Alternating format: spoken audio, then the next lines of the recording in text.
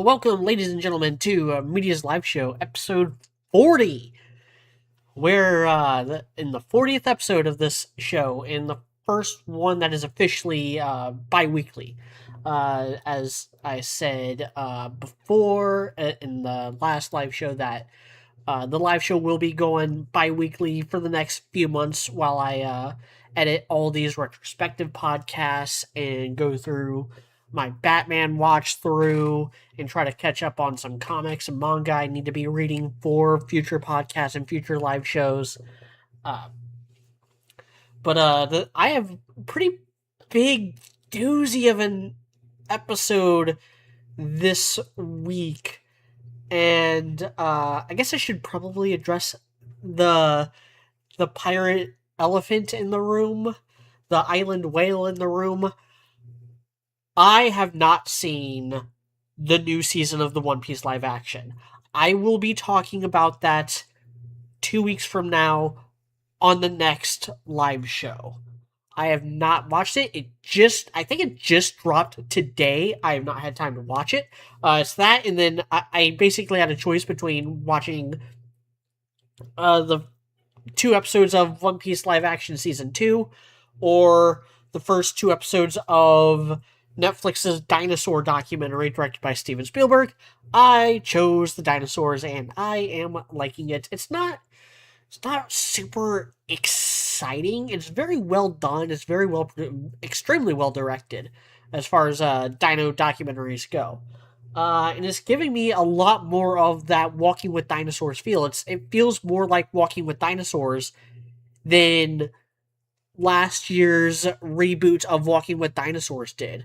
First of all, like, no paleontologist cuts, no horribly scripted modern day sequences. There's it actually like progresses through time. Like, we actually get a lot of Triassic stuff in that first episode. And it's promising to tell like the overarching story of planet Earth during the time that the dinosaurs lived. So it gets a solid recommendation from me. Like I said, it is not as exciting as I was maybe hoping it would be. It hasn't been as intriguing as, say, Prehistoric Planet. Hasn't really been as well animated as Prehistoric Planet. By the way, I need to get around to watching Prehistoric Planet Season 3 as well. It doesn't have dinosaurs in it, it's Ice Age stuff, but I don't have Apple TV Plus. So I have to create another burner account and really like sit down and watch that. I've been meaning to do that for the last like 2 months.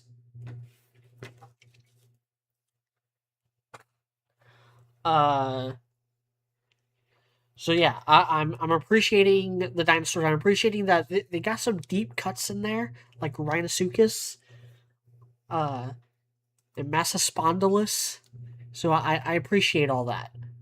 I should probably actually have this up. I'm supposed to have this up when I'm talking about dinosaurs. Yeah, the dinosaurs. It's the new Netflix documentary. It just dropped a few days ago. And it's 4 episodes, directed by Steven Spielberg, narrated by Morgan Freeman. And Morgan Freeman has a bit more bass in his voice than he usually does. So, no, he's doing something a little different. The next thing on my docket, haven't talked about it in a while, but there's 2 new episodes or 2 new chapters of Zom 100 that have come out since the last time I've talked about it, and the show seems to be winding down.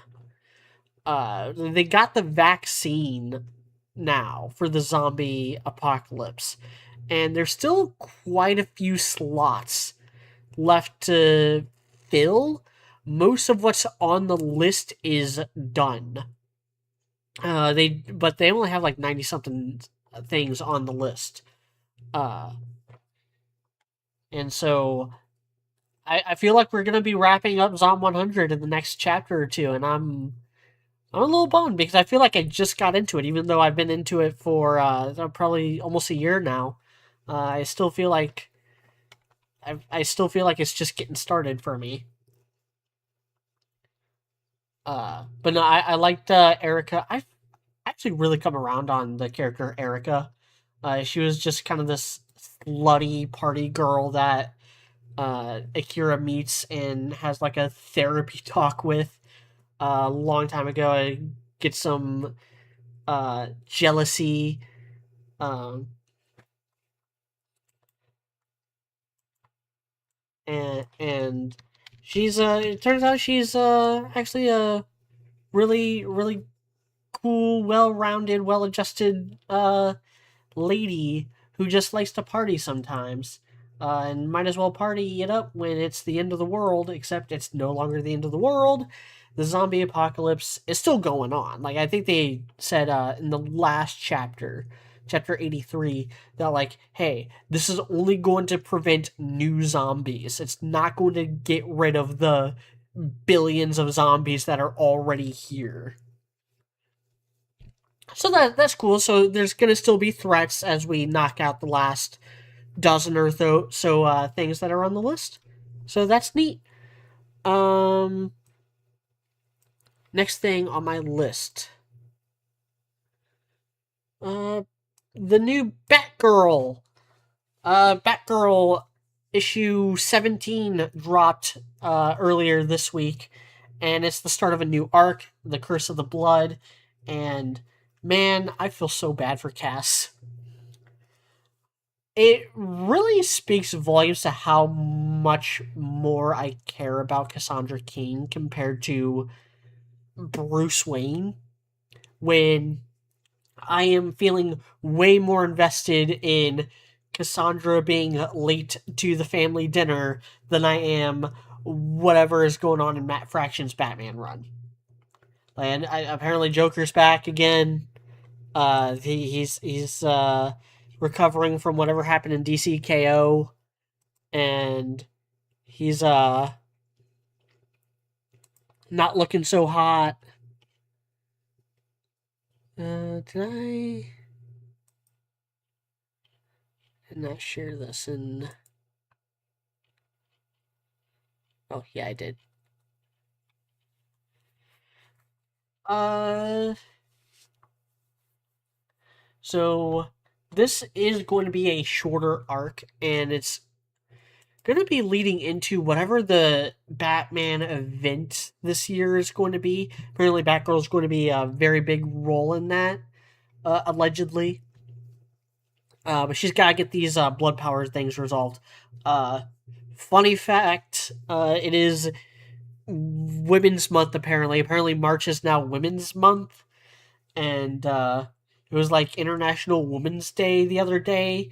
And I'm trying not to make period jokes about my favorite DC female character getting blood powers during Women's Month. But I've made allusions to those jokes on Twitter. It's funny. It's funny that that lined up like that. But no, I really miss Stephanie Brown. And I didn't think I would really say that because I like Stephanie Brown. I like her as a character. I like her as a supporting character. I liked the first volume of her. I've only read the first volume of her, like 2009 Batgirl era. Um, I didn't love it. It was fine. Uh, but like I love how much she and Cass mean to each other, and so it kind of like broke my heart when it was like, oh, you're probably not gonna make it to dinner. Oops. Into the spirit world we go. Because that's something that's in Cassandra Cain's like corner of the Bat family now, is that she's gone to the spirit world, which has portals all around Gotham City apparently. Um, Speaking of some magic bullshit though, next thing I need to talk about is Freerin. Freerin season 2. I don't remember if I talked about, was it episode 6, which brought back Now and Methode. They are turning into very good characters. Methode is so fucking hot. Methode is such a well designed character. Uh, and I love how much she loves cute small things. Uh, she is tall, she is busty, and she is really, really cool. Uh, no, I've been loving this season. I've been loving how much focus Stark has been getting. I think I said this last time I talked about Freerun, that like so much of the back half of season one was Fern glazing, like just glazing the shit out of Fern. She's a prodigy. She is already a first class mage. She impresses Sere. She defeated what's her face, who threw the rocks at her with the magic. She defeated the demon. She's able to like cast spells faster than even Freerin. She's able to jump from one spell to the next with such ease that even Freerin would find it difficult to fight her. Uh, like she is impressing all these other mages that she encounters. Meanwhile, Stark was not really involved in that arc. He wasn't involved at all. He was just kind of chilling. Whereas this season so far has been very Stark centered, very Stark focused. Like Stark going through this arc of realizing that like as shitty as the Northern Plateau is, it's still a lot of people's homes. And a lot of these people are digging in their heels and trying to survive against these impossible odds. And it's the right thing to do. Like, the right thing to do is to help out whenever you can, wherever you can.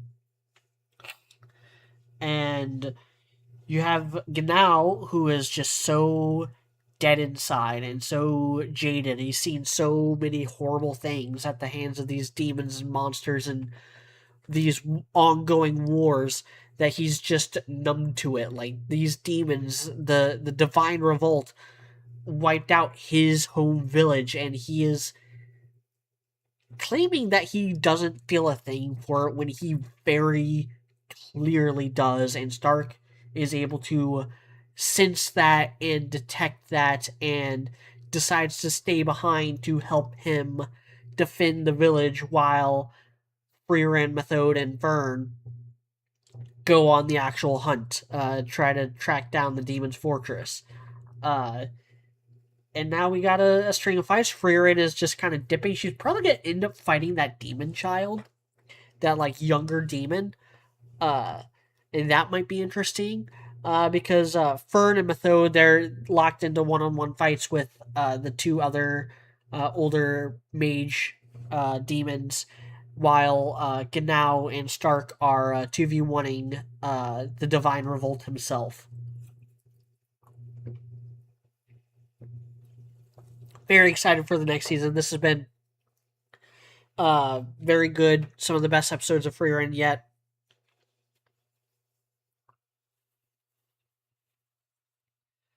Uh, but it's not my favorite thing to come out this week.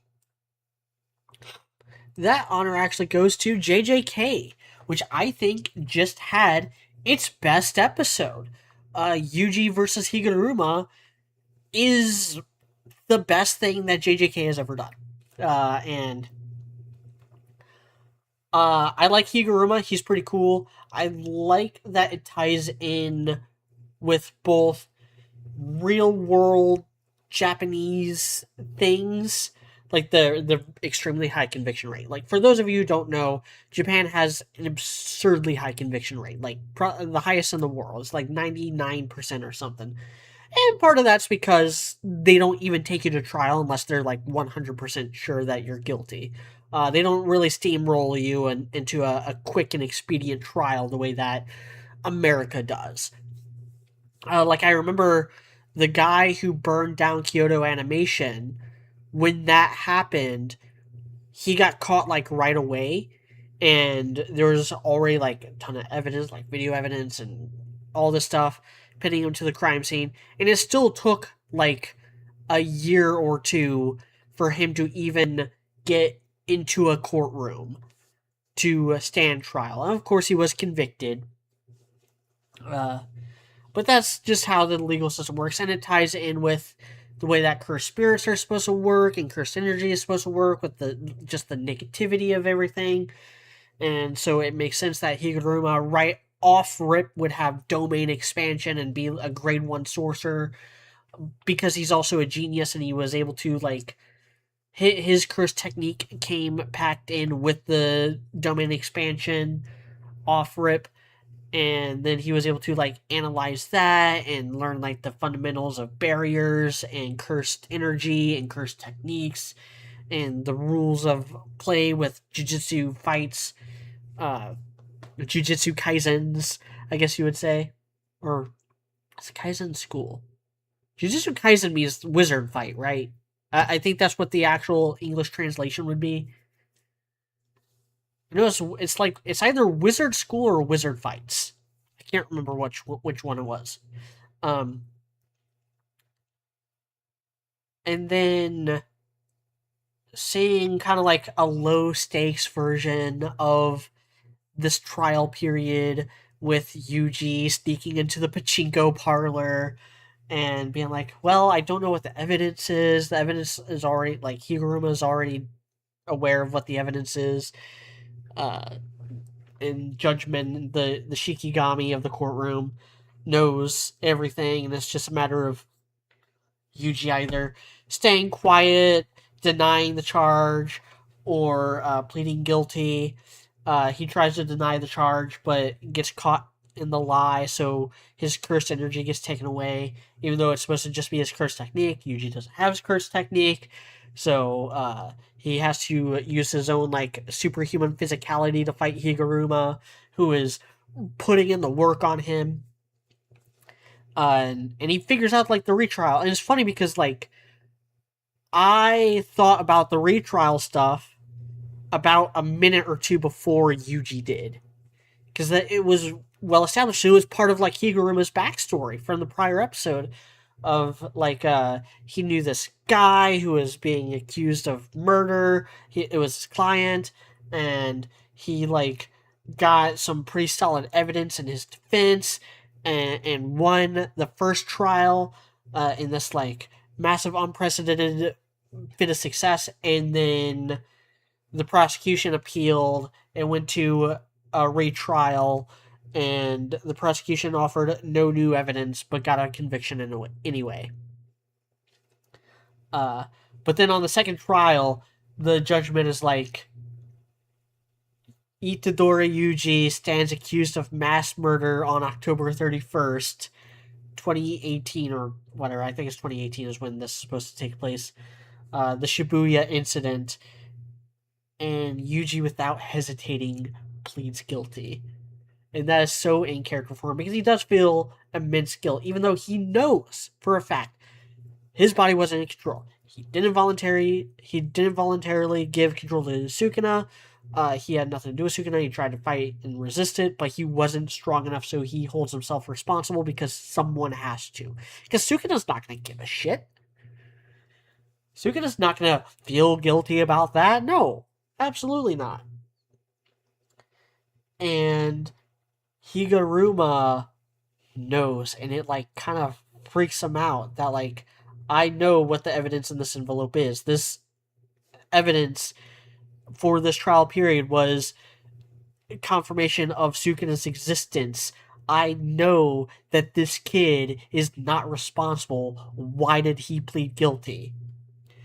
And it's him kind of like coming to grips with the fact that like there are legitimately good people.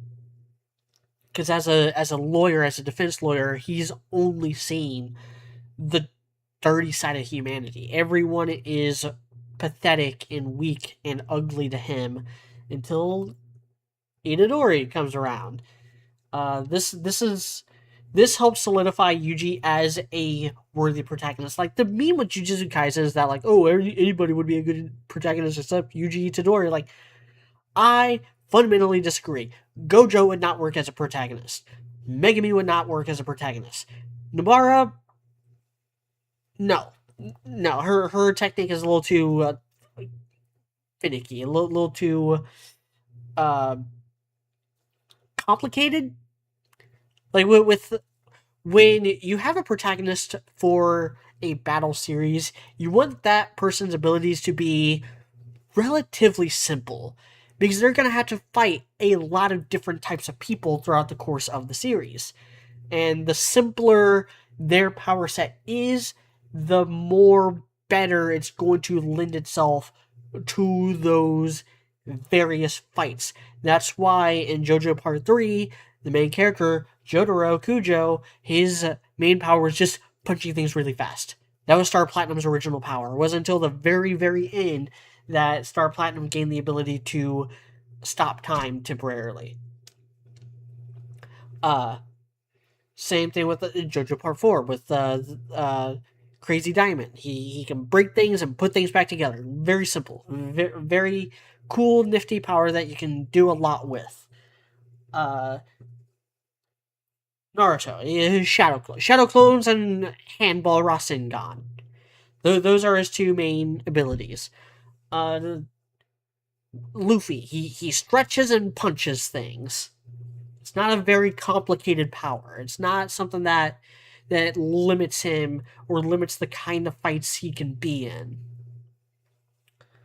Dragon Ball. Most of the Dragon Ball characters have the same grab bag of powers: strength, speed, durability, and ki blasts.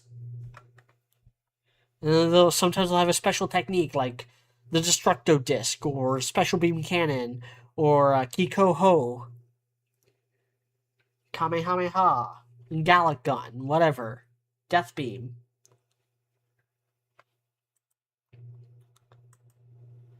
But it's all based on the same stuff.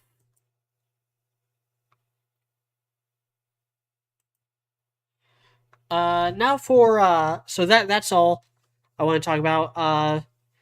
Looking forward to next episode of JJK as well. It's got the comedian guy in it. What's up, John? Jonathan Rundle says poop in the chat. Uh, yeah, that's about his sense of humor.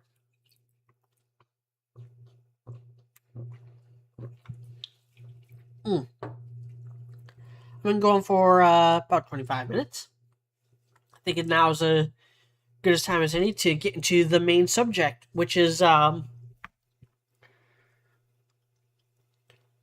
see this question get posed to a lot of people, a lot of podcasters, a lot of people within like the anime, manga, and comic book and video game community, any kind of like nerd community. I see people in who are spokespeople or what I would consider like spokespeople or content creators, tastemakers get asked the question all the time, where to start.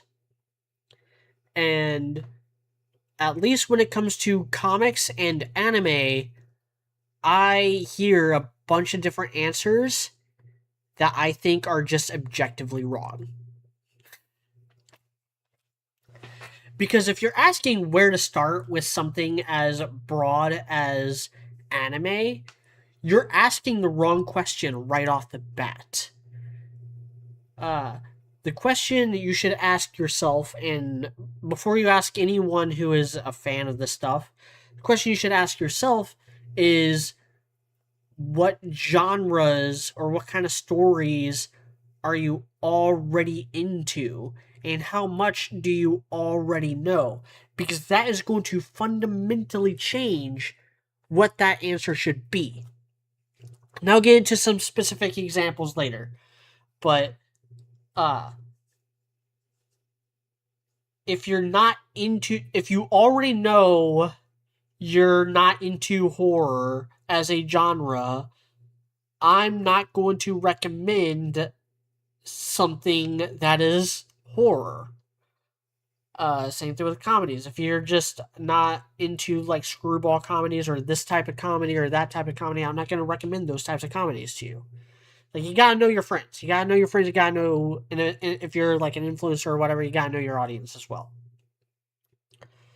So if you're in a comic book space, chances are that the people asking you this are people who are already in the comic book space and know about these characters either through the movies, games, or TV shows.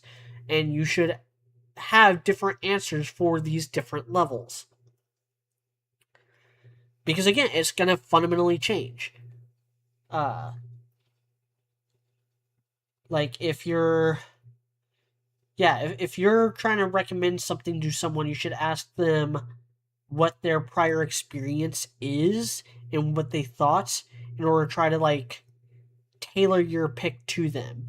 Uh, One thing I would never do is start with deconstructions, subversions, or parodies because you're going to give them the wrong impression. You don't start with the best and you don't start with the worst and you don't start with something that is anti that. You have to start with something that is indicative. Like, what is indicative to this genre? What is indicative to this character? What is indicative to this world? And you also have to stop treating this stuff like a monolith. I see this happen all the time, especially with comics. Like, they treat comics as a monolith. It's not. Marvel and DC are kind of conjoined at the hip because they have a lot of the same problems and they have had a lot of the same writers and artists. So they have a lot of the same people who have generated those problems or written those same stories. Like just throwing out an example, Jack Kirby. Jack Kirby was one of the main creators of the Marvel Universe back in the 60s. He helped create the Fantastic Four, the X-Men. I think he was involved with Daredevil, Thor, Iron Man. He was one of the original creators of Captain America back in the 40s. That was like his first success was Captain America. And he definitely created like the cosmic side of Marvel. Like he gets most of the credit for creating characters like Galactus and the Silver Surfer and the Inhumans and all the Asgardian stuff with Thor. Uh, then he kind of had a falling out with Stan Lee and some of the higher ups at Marvel. Went to DC, and when he was with DC, he was the main writer on Superman, writer and artist on Superman. He created Gang. He created the New Gods, Darkseid, Mister Miracle, Big Barda, Orion, all the cosmic New Age, New Gods, Fourth World stuff that's in DC and is a major part of DC Comics was from him. And then he went back to Marvel for a short time in the 70s, and at that time, Marvel was like, hey, we love the stuff you did with the New Gods. Can you do the same for us now? Jack Kirby was probably like, I thought I kind of already did with Galactus. They're like, no, we need like a superhero team, and that's how we got the Eternals. Jack Kirby created the Eternals because Marvel wanted their own version of the New Gods. And all the problems that the New Gods caused for DC and all the problems that the Eternals caused for Marvel, it all comes from the same source, Jack Kirby. There's positive things in there too. Ed Brubaker, one of my personal favorite writers, he wrote a definitive arc for Captain America, the Winter Soldier storyline, as well as 21st Century Blitz, which I think is horribly slept on. And then he also did The Man Who Laughs for DC and was a main Batman writer for a short time. I haven't read any of his other Batman stuff outside of The Man Who Laughs, but I love The Man Who Laughs. Like, I love his take on that. Steve Ditko, he created Spider-Man and Doctor Strange. I don't think he ever directly worked for DC, or at least I don't know any contributions he made when he directly worked for DC, but he worked for Charleston Comics and created The Question, as well as, I believe, Blue Beetle. He might have also had a hand in creating Captain Atom, and then when DC bought out Charleston Comics, they incorporated all those characters into DC, so he has technically created DC characters, but he didn't create them for DC. Brian Michael Bendis. Brian Michael Bendis was one of the main writers for Marvel throughout the 2000s. He did Ultimate Spider-Man. He did Daredevil, a definitive Daredevil run with the King of Hell's Kitchen and Devil Cell Block D out. And then he also did the New Avengers. He created probably the coolest version of the Avengers with the New Avengers, paved the way for Civil War, and then kind of lost his mind, started creating a bunch of garbage like Riri Williams in Civil War 2. And then when he went to DC, he wrote for Superman and did a really dumb Superman run. But he's still, I don't actually know what he's doing nowadays. Last I checked was when he was going to DC and he made like Rogol Czar.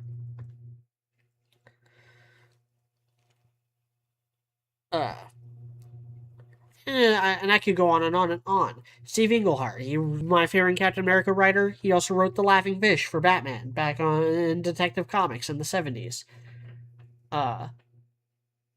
So Marvel and DC are kind of like their own thing. The manga industry is its own, much more diverse thing. And then the rest of the comic book industry is its own, even more diverse thing, like even more diverse than the Japanese manga industry, because with other like Western comics, you have everything from Sonya or Red Sonja to Calvin and Hobbes. You have everything from the Peanuts to what's the Western comic that I got recommended? Destiny. God, I don't know how to spell this. I'm just gonna look up French Western comic.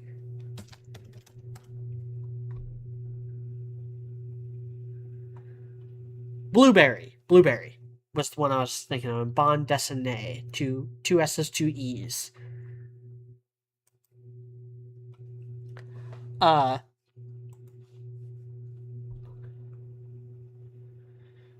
when you start with the deconstruction, you are basically saying that because you're building a foundation with someone. You're building a foundation. You're trying to build a gateway to where like they can use this story or this run or this adaptation as a gateway into the wider mythos, the wider franchise, the wider fandom.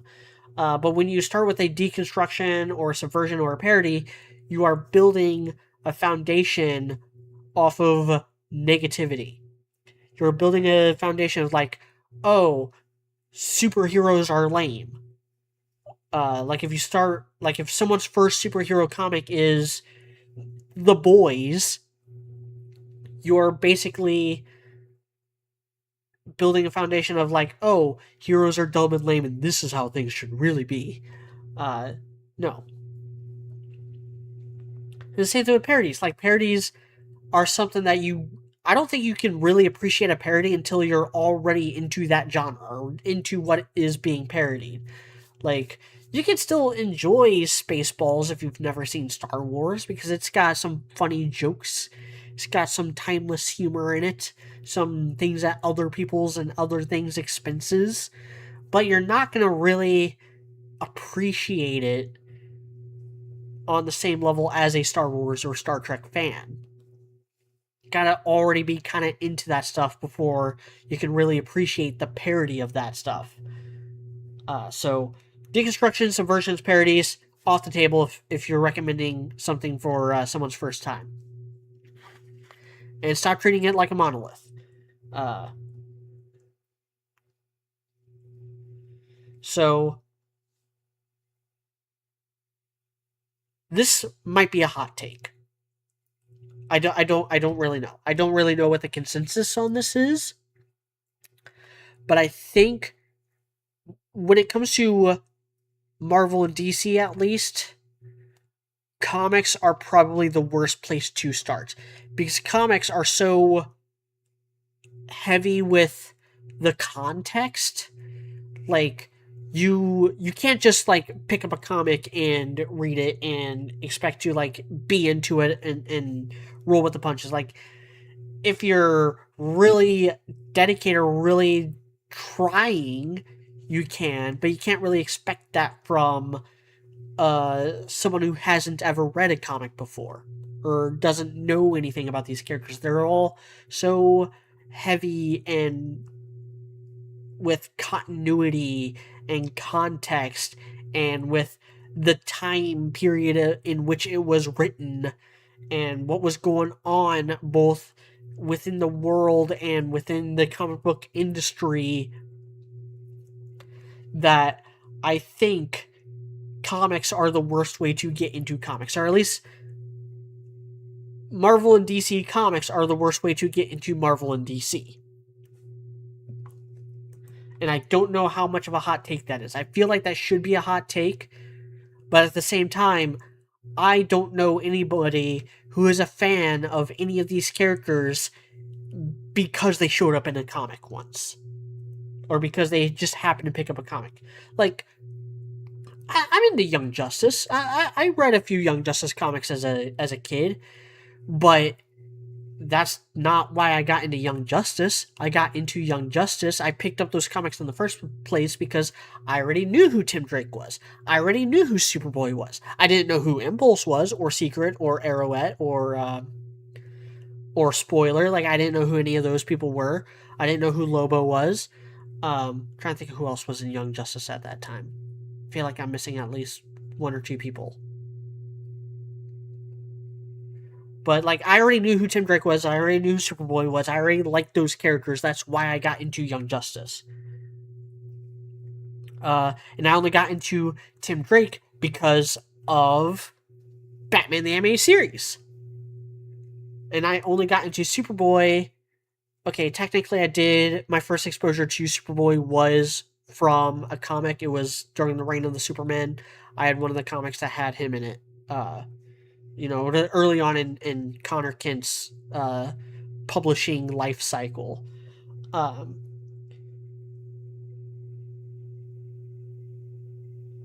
But yeah, so that's like the most comic booky thing I can think of as far as things that I've gotten into through comic books. Captain America, I did really get into through the comics, but I was already familiar with him because of Spider-Man the Animated Series. Same thing with Daredevil. My first exposure to Daredevil was an episode of Spider-Man the Animated Series. My first exposure to Spider-Man was from Spider-Man the Animated Series. My first exposure to X-Men was also Spider-Man the Animated Series, because X-Men the Animated Series had already kind of like came and went and ran its course by the time I was watching shows like that. So similar to what I said about Batman the Animated Series. So I think Batman and X-Men both started in 1992. I was born in 1993, and so I wasn't watching shows like that until like 1997, 1998 is when I first started watching like superhero shows like that. So I got into a lot of that stuff through Superman the Animated Series and Spider-Man the Animated Series. Those were my first like exposures to those things, as well as the Tim Burton Batman movies, were my first exposure to this superhero genre, and with Marvel and DC. My first exposure to the wider Marvel universe was Ultimate Alliance, the video game. My first exposure to DC's wider mythos beyond Batman and Superman was Justice League. Justice League was my first exposure to Green Lantern. It was technically Superman was my first exposure to Flash. I do remember seeing the Flash cameo episode as a kid before Justice League came out. Justice League was my first exposure to Wonder Woman, Martian Manhunter, Hawkgirl. Justice League Unlimited was my first exposure to Green Lantern, Black Canary, Doc of Fate, a bunch of all the other characters that are in Justice League Unlimited. It wasn't until a little bit later that I started reading like the No Man's Land novelization. That was my first exposure to like the wider Batman mythos beyond what was on the animated series. the novelization of No Man's Land was how I found out about the Killing Joke, about how I found out about Barbara Gordon getting shot through the spine by Joker and being confined to a wheelchair and becoming Oracle. That was my first exposure to that. It was a novelization, not even the comic book version. That was also my first exposure to Cassandra Cain, who is now one of my favorite characters of all time. And so, yeah, I think that people don't appreciate how much an adaptation can pull people in. And this is why I saw someone on Twitter kind of complaining about Guardians of the Galaxy and talk about Earth's Mightiest Heroes, because Avengers Earth's Mightiest Heroes is, in my opinion, one of the best ways you can get into the wider Marvel universe. Like that and Ultimate Alliance. Like, Ultimate Alliance was my gateway into the wider Marvel universe, but Earth's Mightiest Heroes was that for a lot of other people. Earth's Mightiest Heroes was my first exposure to Guardians of the Galaxy. Guardians of the Galaxy were not in Ultimate Alliance. At least not the first two games. They were in the third one. And there's an abject lesson there in changing, because obviously you have to change things for the sake of an adaptation. You can't expect to have all these decades of continuity crammed into a single movie. That's just dumb. So you have to like distill things, you have to cut things out, you have to like boil things down into a simpler form, because movies are a much shorter format. You have a lot less time with movies than you do TV shows or video games or books or comic runs. But the problem with a lot of what the MCU did, especially in the case of Guardians of the Galaxy, is that they changed too much, and they ended up being kind of a parody or a subversion of the comics. So people watch Guardians of the Galaxy, they love it because it's a good movie. They're like, oh man, I want to see more adventures with those characters. They go to their comic book store, go through the Guardians of the Galaxy rack, which I've never seen in any comic book store ever. They pick up a Guardians of the Galaxy comic and like, who the fuck are these people? Why is Star-Lord so boring? Where's the humor? Where's the jokes? Where's the funny? Why is everyone so super serious? And then they maybe buy that book, maybe not, but then they don't buy any more Guardians of the Galaxy books. So, as good as Guardians of the Galaxy the film is, it did not translate to comic book sales. And this is a problem with all the MCU movies, even the ones that get things right. Because Thor. I think Thor, the first Thor movie, did a really good job of getting into the essence of who Thor is as a character and what he's all about. His origin story, his relationship with Odin, his relationship with Loki, his relationship with the other Asgardians, his relationship with Jane Foster, who is a completely different character in the movies than she is in the comics, but that doesn't matter. What matters is that at that time, Thor wasn't Thor. So you watch Thor, you love Thor, you go to the comic book store, you pick up a Thor comic, and for some reason, Jane Foster is wielding Mjolnir. What? That's dumb. Same thing with Captain America. I think the first Captain America movie, I think all the Captain America movies are excellent. I think the MCU version of Captain America is the best adaptation we've ever gotten of the character and what he's about and just the pure essence of that character. But for a long time, you go to the theater, you watch Captain America the Winter Soldier, you love it, you fell in love with Captain America through the Winter Soldier movie. It's one of the greatest superhero movies of all time, probably the greatest MCU movie of all time, at least the most well-written MCU movie to date, up to that point and even beyond. It's still in everyone's top 3 or 4 MCU movies.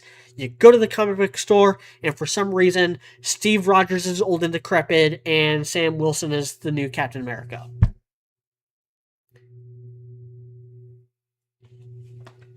And this keeps happening.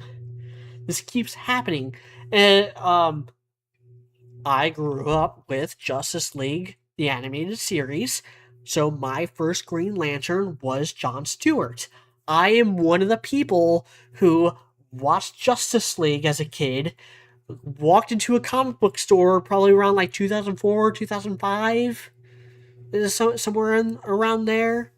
Uh, saw the Green Lantern symbol, picked up a Green Lantern comic, and asked, I didn't like verbally say it because I was not so bold, but mentally I was screaming, "Why is he white?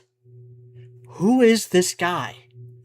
I didn't know that the main Green Lantern was Kyle Rayner, because he was at the time. This was post Hal Jordan death. This was when Hal Jordan was actually the Spectre. So I was like, who is this guy? Why is his costume all like white and weird looking? I didn't see the episode of Superman the Animated Series that had Kyle Rayner, so I didn't have any context for there being another human Green Lantern besides John Stewart. It wasn't until I read Identity Crisis that I found out, like, oh, Green Lantern is a title. There's been several. There's like, you got Hal Jordan, Guy Gardner, John Stewart, Kyle Rayner. At the time, Kyle Rayner was the last Green Lantern. Hal Jordan was dead, and also the Spectre. I don't know what was going on with John or Guy at the time. I actually still don't. I've never really looked into what they were doing between 2000 and 2005.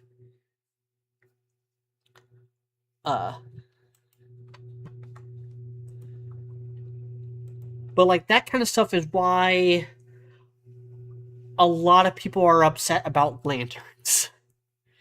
And this is actually what caused me to want to do this as a topic for this live show. The Lanterns trailer dropped, and it looks like it could be a very cool show, a very well written show. Could be. Won't know until it comes out. But it is a horrible adaptation of Green Lantern. It is a horrible one. It's getting all the characterizations wrong. Hal Jordan is racist against other aliens for some reason, even though that was never his characterization in the comics. John Stewart is being kind of an asshole about everything, which he's not. And they're clearly taking inspiration from the Denny O'Neil run. But Denny O'Neil was like, not a deconstruction, but it was a subversion. It was like, hey, I'm going to take this spacefaring hero and I'm going to put him through 20-something chapters of him hanging out with Green Arrow and solving like societal issues like a racist landlord and Speedy being hooked on heroin. The Hard Traveling Heroes arc. And like, I like Denny O'Neil. I like his Green Lantern. I like most of what I've seen him write. That is not a good place to start with Green Lantern. And it would be different if we had more good Green Lantern adaptations, and if Green Lantern was a more well-known character. Superman, you can get away with not doing an origin story. You can get away with doing a Superman movie that's just fucking weird and bonkers and out there. You can get away with a Batman movie at this point. You can get away with a Batman movie that leans into more of the Silver Age, fun, Brave and the Bold type action. You can afford to do that. I would say you could also afford to do that with The Flash, because the CW show was such a great distillation of his character for the first 2.5 seasons. And a lot of people watch that, so a lot of people know Barry Allen's origin story. They know his deal. You can jump into like the fun, wacky adventures of Barry Allen. You can even jump into the fun, wacky adventures of Wally West. You can just make it to where, like, oh man, I just inherited this from my mentor, Barry Allen. He's dead now he merged with the Speed Force.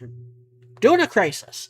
Now Wally West is Flash, and he's got to fill those boots. That's a movie that writes itself. But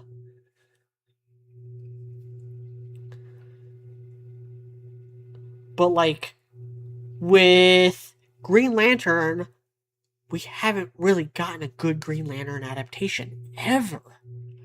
Like, the best one is that animated movie First Flight, which is basically Training Day, but with Green Lantern, with Sinestro being like the Denzel Washington character and Hal Jordan being the Ethan Hawke character. That's probably the best entry point to Green Lantern that you can get, like comics or otherwise. Or just read some team books. Maybe Kyle Rayner's a good entry point for Green Lantern lore. Maybe you can start with the 80s with Justice League International and have Guy Gardner be your first Green Lantern. Like, there's other ways to get into Green Lantern through the comics and other mediums. Jon Stewart in Justice League, the animated series, is a perfectly serviceable entry point for Green Lantern, so long as you know that Jon Stewart doesn't have as many comics as Hal. I think a Comic Pop did a bit with that. Like, oh, let me take you to the Jon Stewart section. It's a lot smaller, but no less good. So with all that said, and with all that out of the way, get into some specifics. I actually already blew my load on like where I would start with Green Lantern and the Flash. Actually, I with the Flash, I would start with the CW show, the first 2 seasons, and then jump into the Mark Waid run. And Wally West. That's what introduces the Speed Force. That's what introduces a lot of the Flash lore that we kind of take for granted. And it's also pretty cool.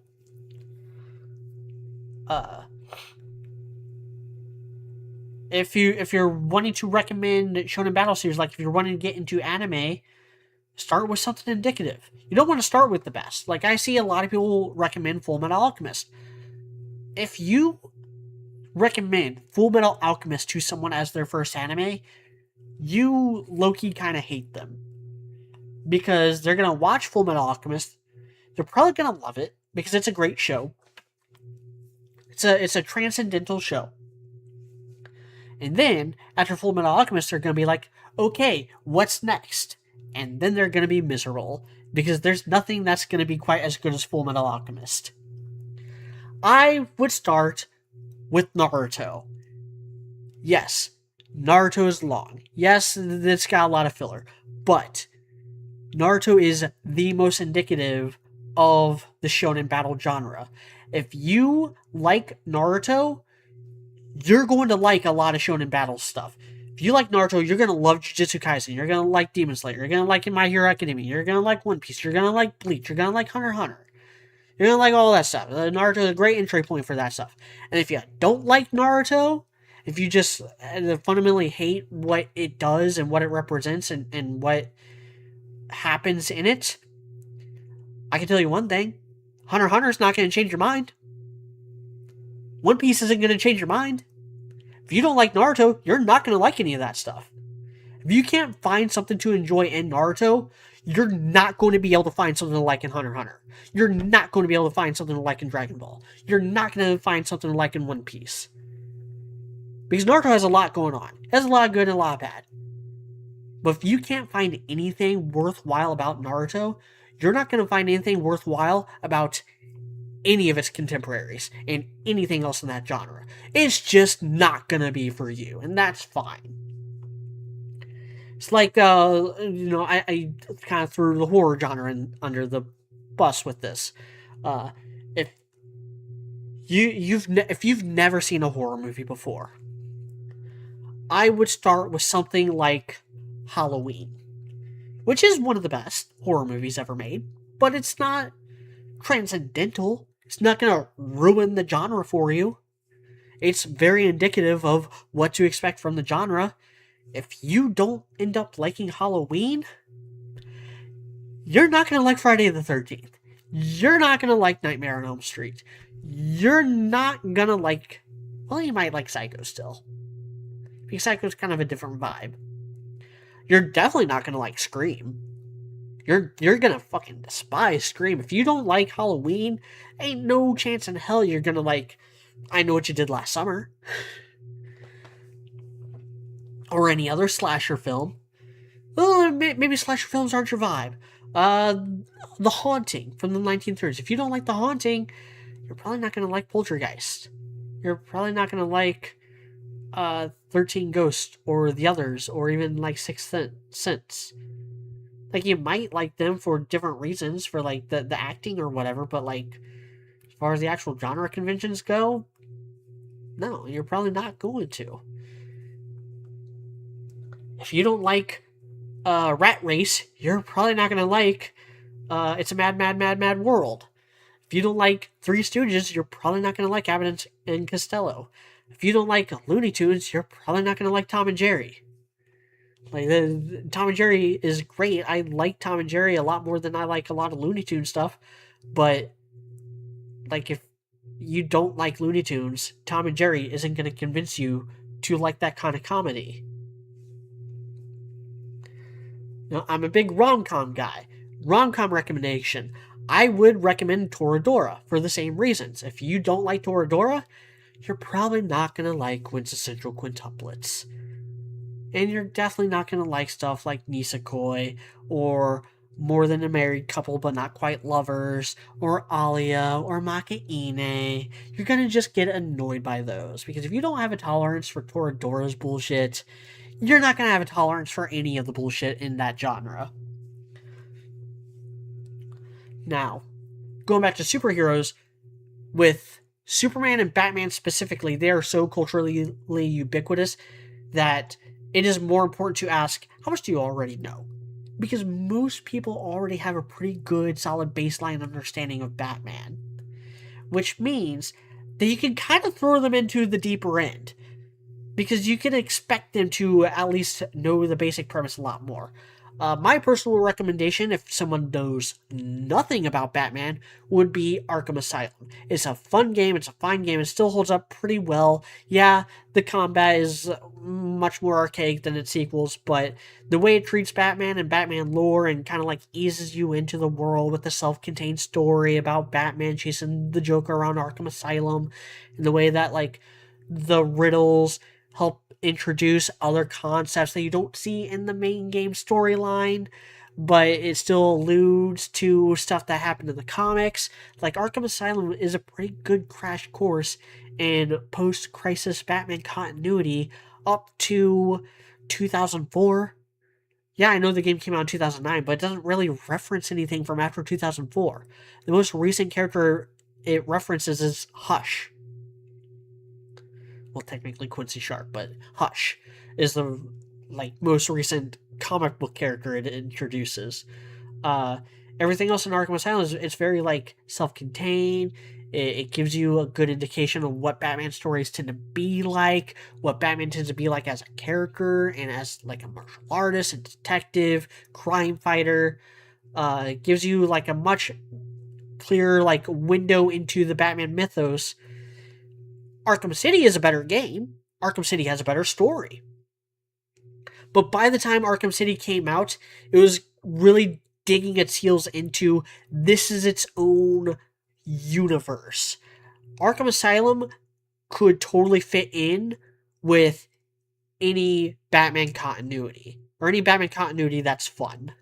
Like, it could be a spiritual successor to the animated series universe. Like, you can totally, like, see this tying in with Batman Beyond, or the Justice League show. The only thing that is in Arkham Asylum that wasn't in those shows is the fact that Barbara Gordon is Oracle. And I don't even think that's ever explained in Arkham Asylum. Like, you don't get an explanation like, oh, Oracle's Barbara Gordon and she's confined to a wheelchair. You might, I can't remember, but that's pretty easy thing to grasp. The animated series is also a pretty good entry point. Tim Burton is not the best entry point, but it's fine. The Christian Bale movies, not as good as of an entry point, but they're good movies, and they can maybe serve as a gateway to the wider Batman mythos. But then when you jump into the comics, a lot of people recommend Long Halloween. I don't know if I would necessarily recommend Long Halloween. I definitely wouldn't recommend Year One. Year One only really works if you know what it's building towards, which is Batman and Gordon's relationship. because there's not a whole lot of Batman in Batman Year One. It's mostly Gordon, and so unless you already kind of like know Gordon and understand what his relationship with Batman is in most stories, you're not gonna really get a whole lot of. You're just not gonna really get a whole lot of out of Year One. So yeah, Arkham Asylum, the animated series. Long Halloween is a pretty good self-contained story, and pretty indicative of what Batman stories tend to be like. So it does give me a recommendation on that front. Uh, I would actually throw a wild card in there. 10 Nights of the Beast. Like, that's a story not a whole lot of people talk about. It's kind of ingrained in continuity, but it could also totally stand up on its own. Uh, and it's pretty easy to follow. It's a pretty simple story. With Superman, Richard Donner's movie is probably the best, at least as far as multimedia gateways. Superman the Animated Series is great too. If you want to get an even deeper look, I would actually go with Richard Donner, then the animated series, and then like post Crisis Superman, like John Byrne, Man of Steel, uh, and then whatever recommended reading list there is for Superman fans. Uh, I'm a big Captain America guy. Like I said, I think the MCU movies do a fantastic job of creating an entry point for Captain America, and then from there, I would go with the Steve Englehart run. I think Steve Englehart's run on Captain America is the definitive Captain America. Spider-Man, I would go with either the Sam Raimi movies or the Spectacular Spider-Man TV show, and then from there, jump into the Lee Ditko run. I saw someone recommend Ultimate Spider-Man as an entry point, the comics of Ultimate Spider-Man as an entry point for Spider-Man, and that is so stupid because it's such a slow burn. Like, Ultimate Spider-Man is such a slow burn at first that unless you already know, a lot like Year One, a lot like Batman Year One. Batman Year One is also kind of a slow burn. Like, unless you already know Spider-Man and know what Ultimate Spider-Man is building up to, the first like 10 issues of Ultimate Spider-Man fucking drag. Uh, got three more that I feel passionately enough about to do this kind of recommendation. X-Men. Start with X-Men Evolution. That is the best adaptation we're probably ever going to get of X-Men and what they're all about and how cool they are as characters and as a team. It's not super indicative of what the comics are like, but it's got the vibe down. And then from there, I would actually start with the Lin Wein run from the 70s. Giant Size X-Men Annual #1. And then go from there. Like, go straight from the Lin Wein run through the Chris Claremont run, and then don't pick up another X-Men comic ever again. And then you might be asking yourself by then, like, wonder. I remember there's that X-23 girl. She was pretty cool from X-Men Evolution. Don't worry about her. Just keep your fond memories of her in X-Men Evolution, and don't think about it. She does show up in the comics later on, but like, they're not good. They're not good comics. She's cool in them, but the rest of it's not. So just know that. Oh, and then watch Logan. Watch X-Men Evolution. Read through everything up to the Chris Claremont run, up through the end of the Chris Claremont run, and then stop and watch Logan. Logan, if you watch Logan in that context, I think it would actually fit a lot better than it ends up fitting in with like the Fox movies. And then that could be like your tie, like, oh, Laura Kinney, X-23, she's at the very end of all this, and yes, it's not a comic accurate version you're getting put in your head, but it's a much better version than what that comics were like throughout the 2000s and 2010s. Another kind of joke pick, not really. I actually take this much more seriously. Daredevil, the Netflix show is fantastic. Like, the first, all three seasons are great. They're excellent. And because of that, I wouldn't recommend Man Without Fear. If you want to just jump right into the comics, like if I were doing this recommendation before the Netflix show existed, then I would say start with the Man Without Fear. jump into Daredevil Yellow, and then go into the Frank Miller run. Watch the Spider-Man animated series episode with Daredevil in it, and then jump into the Man Without Fear, Daredevil Yellow, Frank Miller run. But the Netflix adaptation is, at least the first season, is basically a direct adaptation of The Man Without Fear. So if you watch the first season of the Netflix show, you don't really need to watch The Man Without Fear. So then I'll go from the Netflix show to Daredevil Yellow to the Frank Miller run, specifically the introduction and death of Elektra. And then go from there. Read the Denny O'Neil and Frank Miller runs through that point, and all the way through like Born Again and beyond. And then after Frank Miller leaves the book, skip to the 1998 relaunch with Kevin Smith, and then take that through the Brian Michael Bendis run. And as soon as Bendis leaves the book, stop reading Daredevil. Yes, I like Chip Starsky's run as well. That came quite a bit later. I also like Charles Soule's run, but like, they're not good enough for me to recommend getting to them. Unless you just want to outright skip Mark Waid, that's fine. If you want to just skip Mark Waid and just roll with the punches, maybe you're invested enough by that point, you have at it.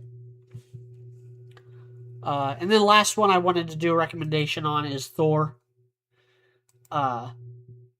Because I really like the Walt Simonson run. Thor is a character that I totally got into through the comics. And Thor's another one where like he's kind of culturally ubiquitous. Everyone kind of knows Thor a little bit, at least from like mythology. And that's why I would recommend, if you want to get into him through the comics or get into his comics, start with the Walt Simonson run and never read anything before Walt Simonson. Because Walt Simonson was the first person to actually be like, hey, I know some Norse mythology. Let's actually have some Norse mythology in this Norse mythology character.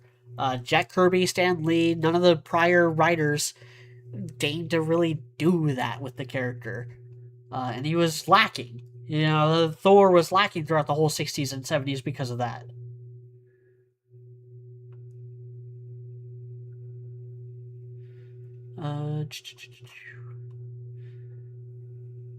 So that's all I wanted to say, really. So at the end of the day, be a little more mindful of who. Oh, I wanted to give some things to not recommend. I don't know what a good entry point for Nightwing is. I just know what it's not. It's not fucking Tom Taylor's Nightwing. Because introducing someone to Nightwing through Tom Taylor's run is like introducing someone to Star Wars through The Last Jedi. Not only is it later into his career, but it's also bullshit. Tom Taylor's the one that was like, what if Dick Grayson was actually secretly scared of heights this whole time? He was a circus trapeze act when he was 6. This is so stupid. This is stupider.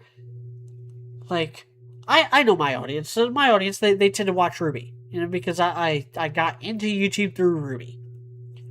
Nightwing being scared of heights is 10 times stupider than Neptune being scared of water. That's how stupid Tom Taylor's run on Nightwing is. That's the level of stupidity you're dealing with Tom Taylor. I don't know why anyone would like it. Most people don't like it. Most people fucking hate that run, and for good reason. But I saw someone recommend Tom Taylor's Nightwing as an entry point for that character, and I'm just like, no. I just saw someone recommend Nightwing Year 1 as an entry point to Nightwing, and on paper, yeah, that makes sense. But that book sucks. For Nightwing, I would say just, man, Nightwing fans kind of started with Devin Grayson, the Chuck Dixon run in the 90s. Did he write Nightwing? The 90s, a solo run of Nightwing. Actually, scrap that. Start with Marv Wolfman's New Teen Titans. That's your entry point to Dick Grayson outside of Batman. When it comes to Batman, right now you're kind of up shit creek without a paddle because post Crisis never really knew what to do with the Dick Grayson era of Robin. I kind of went on a rant about this a couple live shows ago that like DC never actually fully committed to a reboot because they never wanted to disrupt Batman status quo. So Batman status quo just remains the same before and after each reboot. Like the reboots never change the status quo. Because of that, we never actually got post crisis versions of Bruce and Dick being partners. It's just always alluded to. Uh,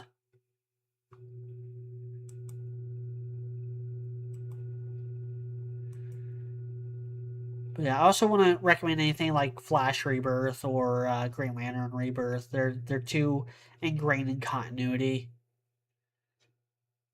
Those are some other ones I've seen. All right, but no, for real this time, my voice is about to get out, and I kind of have to go to the bathroom. So thank you all for watching me. Next week, no live show. 2 weeks from now, so the 17th is no, the 24th. March 24th will be the next live show, and not quite sure what I'm gonna do yet. So we'll see. Obviously, more Jujutsu Kaisen, more Frieren. One Piece live action. This is gonna be a One Piece live action special.